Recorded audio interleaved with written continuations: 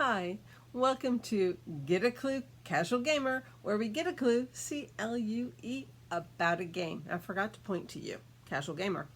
Um, we finally have gotten to my top 10 out of 100. Finally.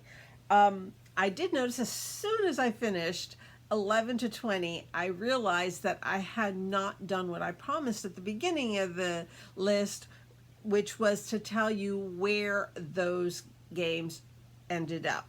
So I'm going to allude to this year's number and last year's number. So you still need to check out that one to know what game I'm actually talking about. I know I'm being mean. Okay, number 19, number 20 was this year was number 52 last year. Number 19 was new to me last year. Number 18 was number 74 last year. That's a huge jump. Number 16 was not on my list last year because I didn't own it at the time. Number 16 was number 26 last year. Number 14 was brand new last year, so it was brand new on my list.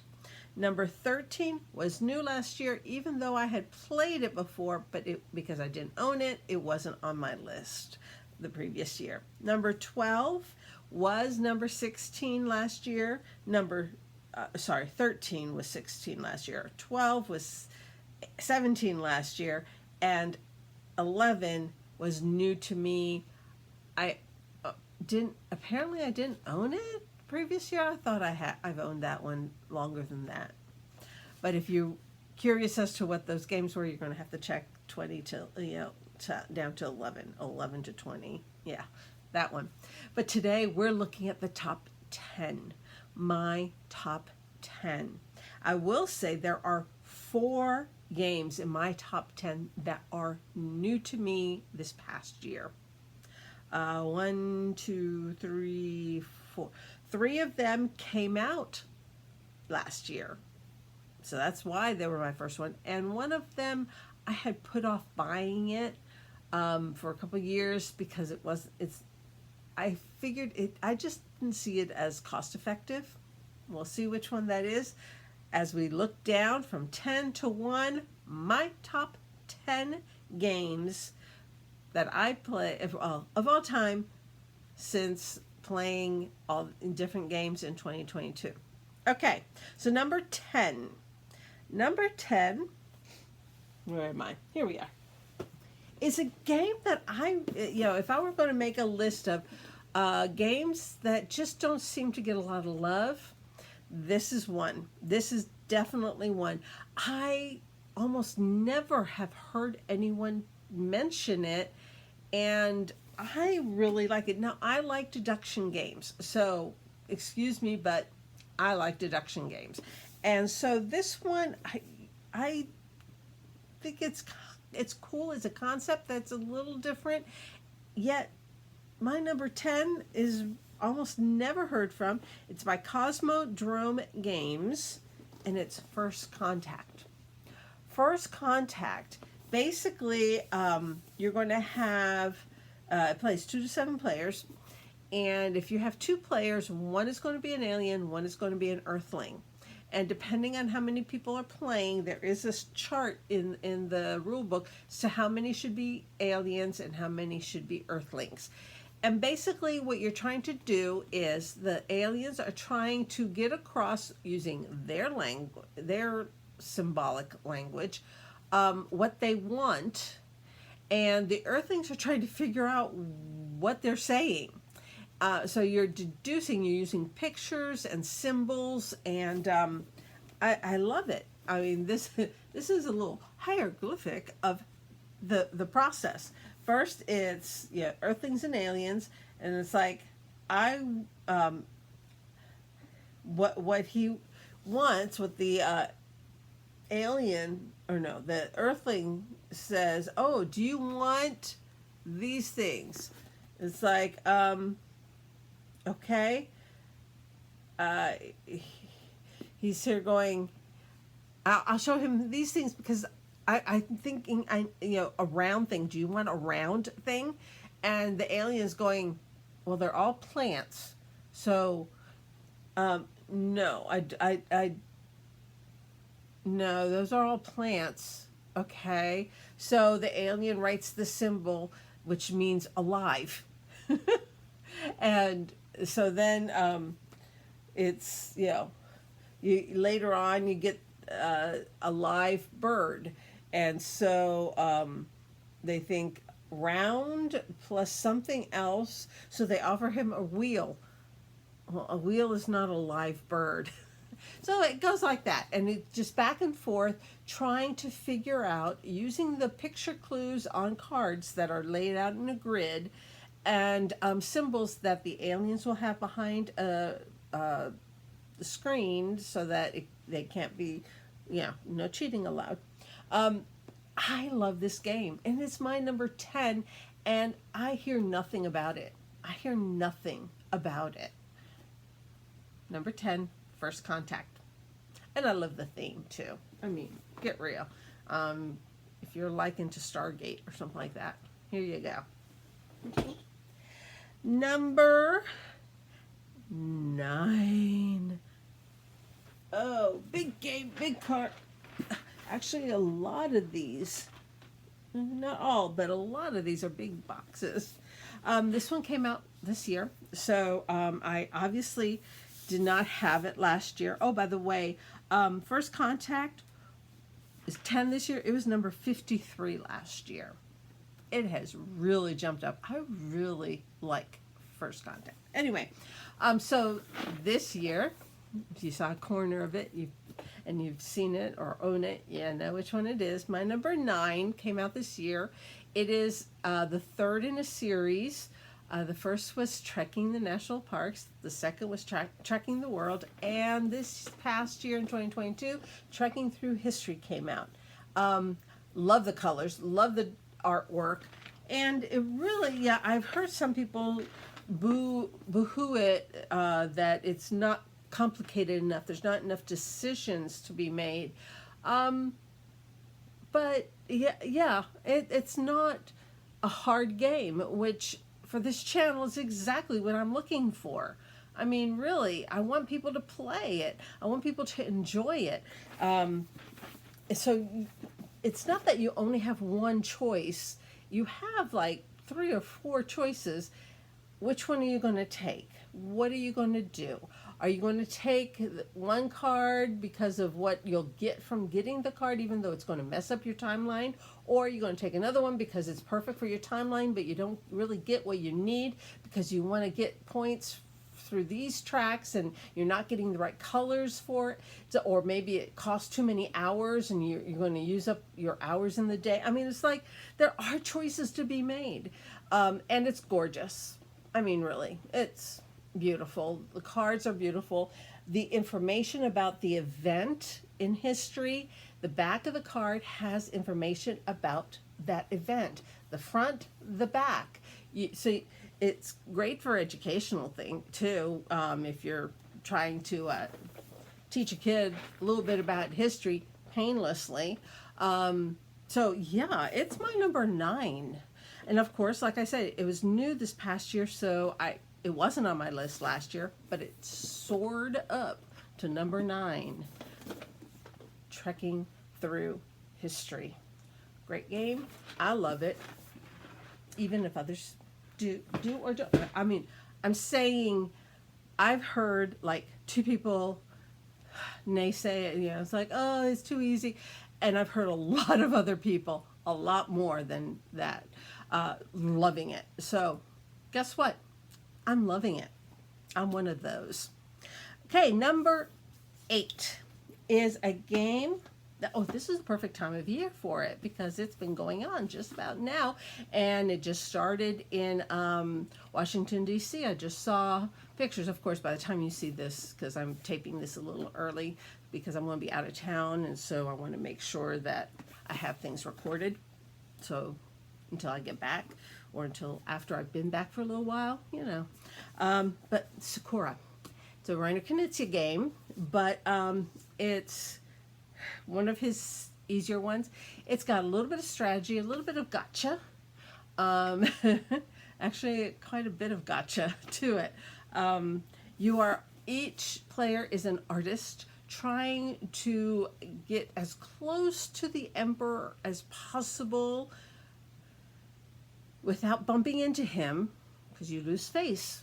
You can't do that. You don't want to bump into him, but you want to be as close, the closest person to him when he stops to admire a cherry blossom tree, a Sakura tree. You want to be, because most points, that's what you want. You want to be 1, 2, 3 without bumping into him, because the moment you bump into him, you get thrown back to back of the lines or several spaces back. And that's the gotcha thing. You know, it's like somebody can put down a card and it moves you when you least expected it, when you least wanted it, and you bump into the emperor and lose face. Beautiful artwork. The cards are really pretty. And the symbolism, basically, you do the top one first and then the second one. Some of them will mean you go forward, or somebody behind you or in front of you goes forward or back, or the emperor goes forward or back. And so you're trying to work it so that you get closest and you bump people out of the way without getting in trouble yourself. And that's, you get, whenever the emperor stops at a Sakura tree to admire the tree, because there's certain spots, I think like 3 spots, maybe 4, but I think 3, where he stops to admire the tree and the blossoms of the Sakura tree. And so that's when you get a chance to get points. And the points are little flowers. Little flowers, they're really pretty. And when you lose face, you lose flowers. So there you have it. Sakura, my number 8. My number 7. Okay. Oh, Sakura was my number 3 last year. Now that I have 4 new ones in my top 10, it has gone down a little bit. Partially because I can't play it solo. You have to have at least another person with you to be able to play it, and 4 or 5 is optimum. That's when you really start getting pushed into and out of the way and stuff. So that Sakura was my number 3 last year. This one, my number 7, was my number 4 last year. So it's gone down 3 numbers, and it is Project L. Project L is you have these little plastic pieces in polyomino shapes. You got 1 and 2, but then you have different shapes for 3 and 4 and 5. And what you're doing is you're getting a card that has a recessed shape in it, and you're filling the shape with your little tiles. And if that shape happens to be worth points, you get the points.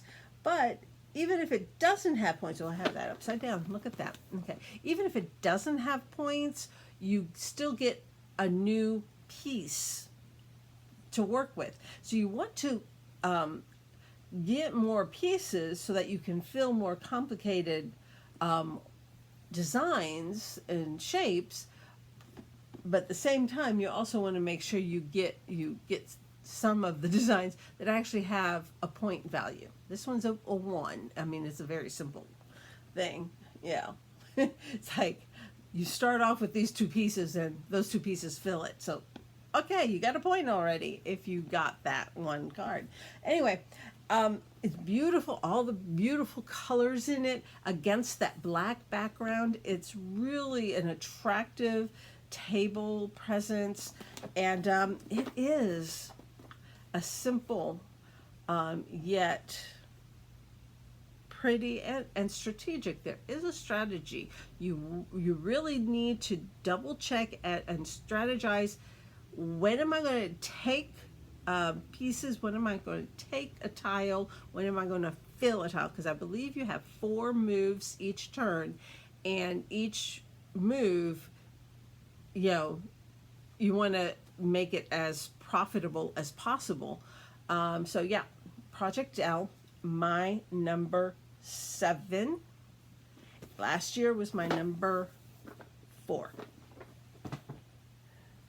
Now, this next one, my number 6, was my number 1 last year. So it has gone down, and it's not because I like it any less. It's just so many new things came in that that just kind of bumped it a little down. It's still my number 6, so it's still in my top 10. And when you have 300 games, top 10 is top of the line here, and it is Kohaku.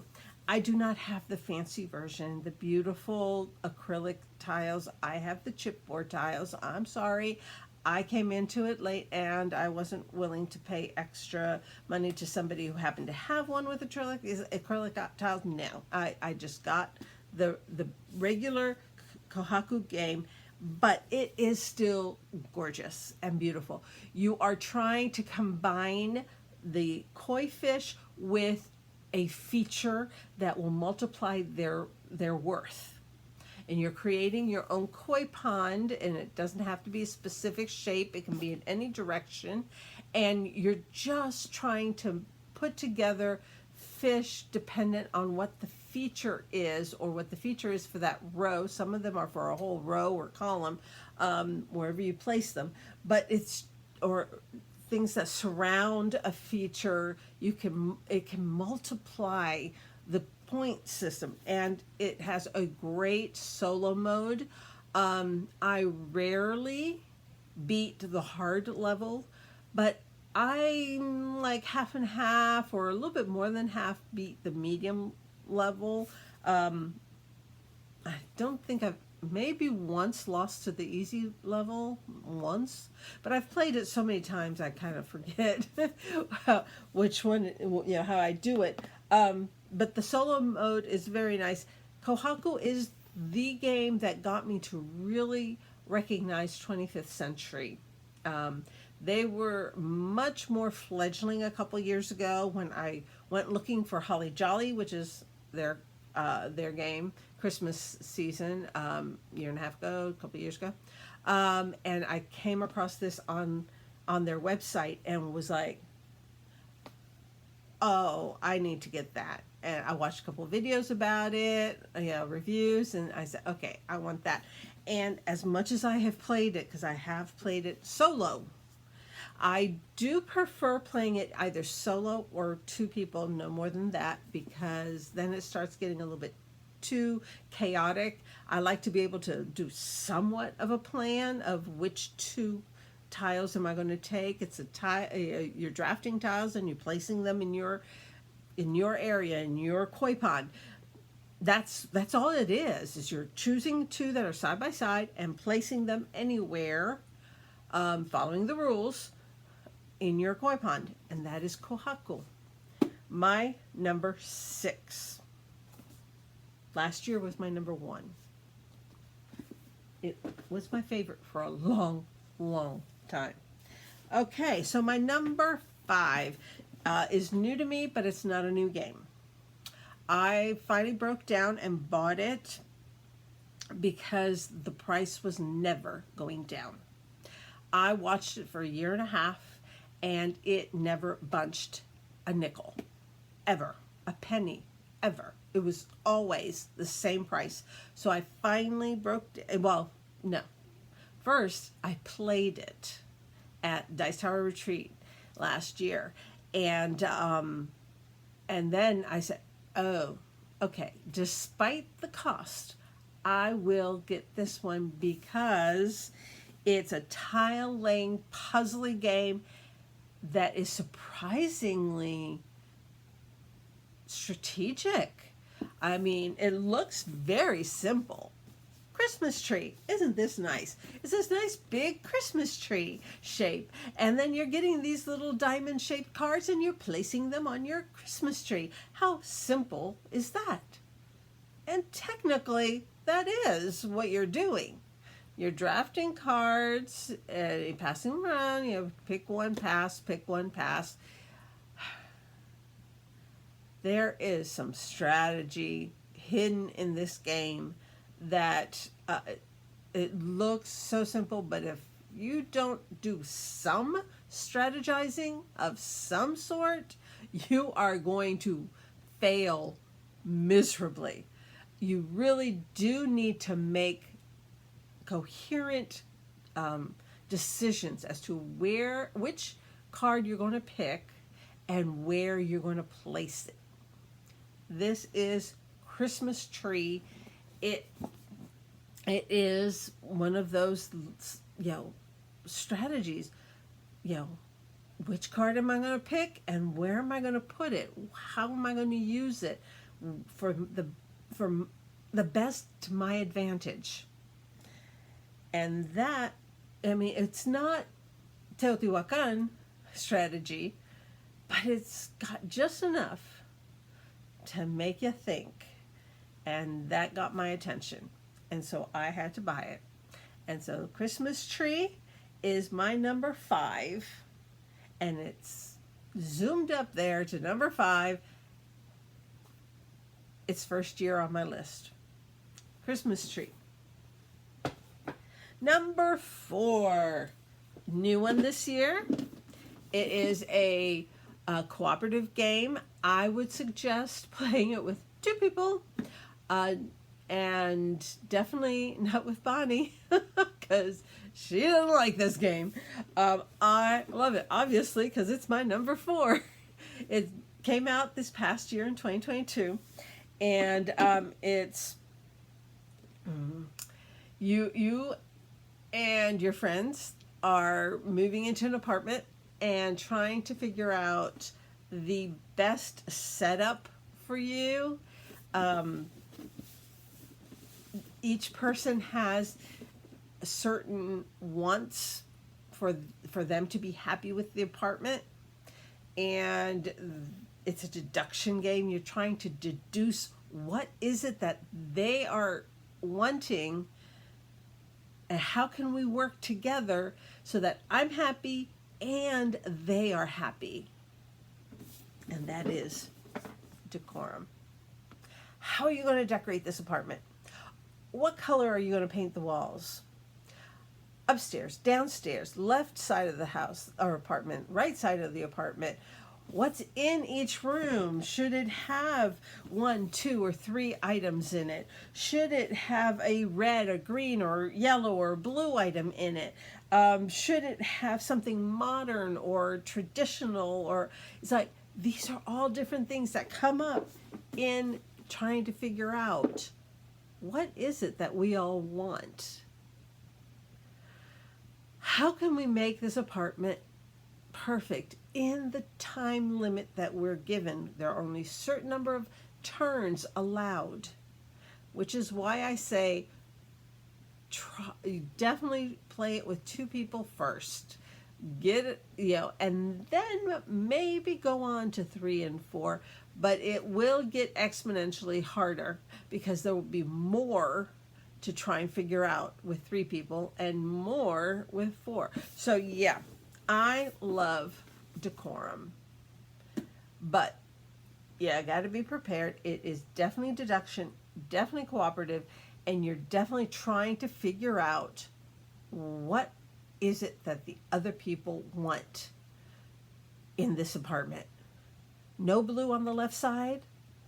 Or no, they just put another blue thing there.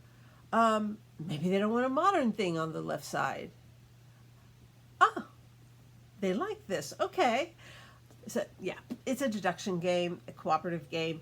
Love it. It is my number 4. Okay.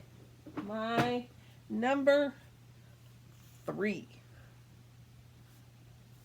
My number 3 is a sister to Just One. Same company, but this is a game that came out year before last, I think 2021. And it was my number 10 last year. It's my number 3 this year. I like the simplicity and the complexity of this game. It is technically a writing type of thing, because you are writing on your little plastic clover, and you do have cards that will be put on it. It is a cooperative game. Everyone is trying to figure it out, but the truth is, it's a great party style game, even though it only has the 4-leaf clover plastic backgrounds for 4. You make it fun, and don't worry about points. Just try and do the solving, and try and do the puzzliness of figuring out what word do these 2 words have in common. That's it. What word do these 2 words have in common? Or what does this word, let's twist that around. What does this word have in common with 2 different words that might not seem like they have anything in common? But somehow this one word should point out something else. For instance, sheep and clothing. Well, somebody wrote down wool. And your choices, you have these cards, and one of them has sheep on it and the other one has clothing, and both of those could work with wool. Someone else wrote down station, and you have house and firefighter are the 2 words that they were trying to get people to guess. So yes, it's a word association, a word guessing type of thing. It's a cooperative game. Everyone wants to figure it out. You want to come up with just the right word to help them do this. This again was my number 10 last year. It's my number 3 this year. I love the atmosphere, the fun that is always had every time I have played this game. People go into it thinking, oh, that's so easy, and then they get these cards and they're like, what do these 2 words have in common? I haven't a clue. So clever. You got to be clever. And that's my number 3. My number 2, I don't own. I have it on my wish list. I am waiting for it to come back in availability, as are many, many, many, many, many other people, and that is Turing Machine. I have played it. I think it would be perfect, especially as a solo game. I just want to, it's a puzzly deduction, a pure deduction game. And it's just something to really hone in on. And of course, it's new to me this year. It just came out in 2022. I played it for the first time last September. And I, like so many other people who have had a chance to play it, and others who have just watched videos about it, have fallen in love with this game. And I am waiting for it to be available again at a reasonable price, because I always tack on at a reasonable price, because I don't have a lot of money and I have way too many games to be spending too much money on one game, even if it is my number 2 of all time right now, my top 100. But I love Turing Machine. In it, you're trying to figure out a 3-digit sequence using numbers 1 through 5 only. It could be 1, 2, 3. It could be 1, 1, 5. It could be 4, 2, 9. And yeah, not 4, 2, 9. 4, 2, 5. It could be any of those. But through looking at different cards and comparing them, you can deduce what it can't be until you figure out what it should be and what it is. Turing Machine, my number 2. My number 1. 1, 1, 1, 1, 1, 1, 1, 1, 1, 1, 1. Okay, I have everything I have for this game down here. This is a game that I kind of broke my rule for. My rule is I avoid expansions, because if I can't enjoy the game by itself, why am I trying to play this game? Why am I going to spend another $20, $30 for an expansion for a $30, $40, $50 game? Yeah, that original game should be good on its own. And also, I like variety of games, and so if I'm buying expansions, spending my money on expansions, I'm going to have less games. So, that's my rule. Except when I want to break that rule. And I broke that rule. And I've done a video about this. Let me pull up the expansions first, get them out of the way. My number one game is a very unique game. It's not a heavy game at all. It was my number 2 last year. So, yeah, my numbers 1 and 2 last year were Kohaku and Picture Perfect. And this year, Kohaku is number 6, and Picture Perfect is number 1. Picture Perfect is it's so lightly deductive, but also a touch of memory, and also a touch of spatial placement, in a very unique style and mechanism, something that everyone enjoys, that I've played this with has enjoyed it, even if they don't win. At the end of it, you're here like, I did pretty good. It's like he wanted to be on this side, so he's on that side.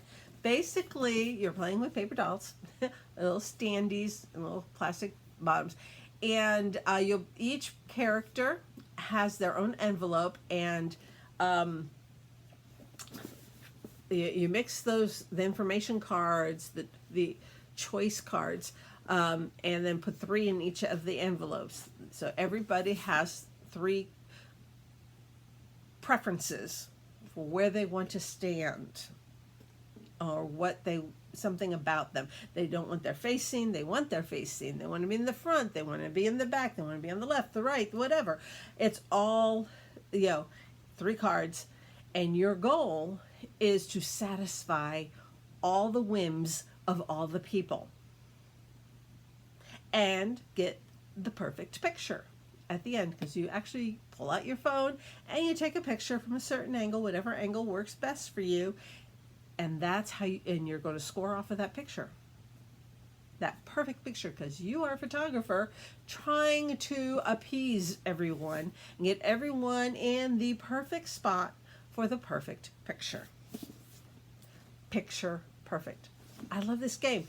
And because I really like this game, let me see if I can balance that on a pile. I got the 5 and 6 player expansion so that more people could play. They're like, yeah, I've done that one other time with Catan years ago. I got the 5 and 6 player expansion so we could play 6 people. But with Picture Perfect, we can play 6 people. And then I turn around and I buy 2 out of the 3 actual expansions. The Movie Star, and this past year the Sherlock experience came out as well. Sherlock expansion. Movie Star expansion, Sherlock expansion. And so now, and these have enough for all 6 players. So yeah, I have not played these yet because they are that new to me. I'm hoping to play them soon. My number 1 game, I gotta play this. My number 1 game, which was my number 2 last year, Picture Perfect.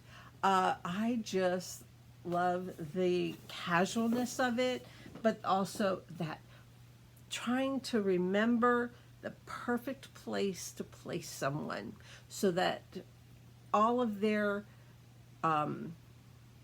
choices are covered by the perfect placement. And those are my top 10 games. Again, they are First Contact, Trekking Through History, Sakura, Project L, Kohaku, Christmas Tree, Decorum, So Clover, Turing Machine, and Picture Perfect. Perfect Picture. Well, that's it. Those are my top 10 out of my top 100. I hope you enjoyed this. God bless you and your family, and happy gaming until next time. Bye.